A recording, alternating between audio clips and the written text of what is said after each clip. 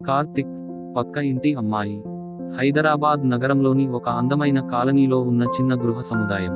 అక్కడ పక్కపక్కన ఇళ్ళు కలిగి ఉన్న శ్రావణి మరియు కార్తీక్ అని ఇద్దరు కుర్రాళ్ళు ఉన్నారు.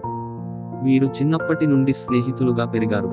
అయితే పెద్దవాళ్ళు అయ్యాక వీరి స్నేహం ప్రేమగా మారింది. శ్రావణి ఒక తెలివైన మరియు చురుకైన అమ్మాయి. ఆమె తన స్కూల్లో టాపర్ మరియు అందరితో మంచిగా ప్రవర్తించే స్వభావం కలిగినది. కార్తీక్ తన స్నేహితుల మద్దతుతో కూడిన మంచి కుర్రాడు. అతను మంచి క్రికెటర్ మరియు చదవటంలో కూడా చాలా బాగా ఉంటాడు.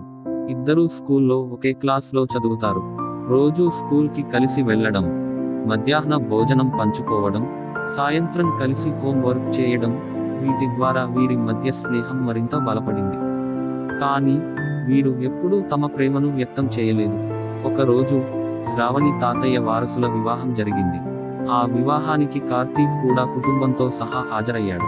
పెళ్లి కార్యక్రమం ముగిసిన తర్వాత అందరూ డిన్నర్ కోసం ఒక చోట చేరారు. డిన్నర్ సమయంలో కార్తీక్ శ్రావణిని పిలిచాడు. శ్రావణి, నేను నీకు చెప్పాలనుకున్న విషయానికి ఒకటి ఉంది అని కార్తీక్ ప్రారంభించాడు.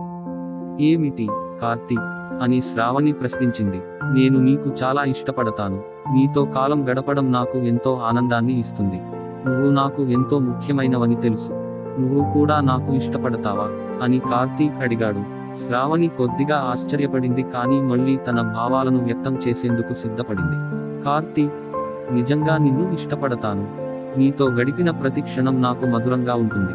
మనం ఒకరికి ఒకరం అనుకుంటున్నట్లు అనిపిస్తుంది అని శ్రావణి సమాధానం ఇచ్చింది. వీరి మాటలు ప్రేమను వ్యక్తం చేసినప్పటి నుండి ఇద్దరూ మరింత దగ్గరగా అయిపోయారు.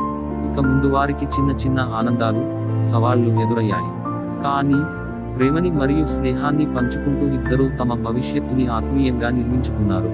ఇలా శ్రావణి మరియు కార్తీక్ పక్కపక్కన ఉన్న ఇళ్లలో పెరిగి, స్కూల్లో స్నేహితులుగా ఉంటూ, పెళ్లిలో తమ ప్రేమను వ్యక్తం చేసి, ఒకరినొకరు ప్రేమిస్తూ తమ జీవితాన్ని ఆనందమయంగా గడిపారు. కానీ వారి తల్లిదండ్రులు వారి పెళ్లికి అంగీకరించలేదు. లక్ష్యాన్ని చేరుకునేందుకు కృషి చేశాడు మరియు చివరకు ఆర్మీ ఉద్యోగం సాధించాడు. ఆ ఆర్మీ ఉద్యోగం వల్ల అతని జీవితంలో బాగుపడింది. ఈ సంతోషకరమైన విషయానికి తెలుసుకున్న శ్రావణి తల్లిదండ్రులు తమ నిర్ణయాన్ని మార్చుకున్నారు. ఇక కార్తీక్ కుటుంబం కూడా ఈ విషయానికి తెలుసుకుని సంతోషించారు. రెండు కుటుంబాల మధ్య సమస్యలు పరిష్కరించి వాళ్ల పెళ్లి ఘనంగా జరిపించారు. ఆది, కార్తీక్ తమ ప్రేమను నెరవేర్చుకుని ఆనందంగా జీవించారు.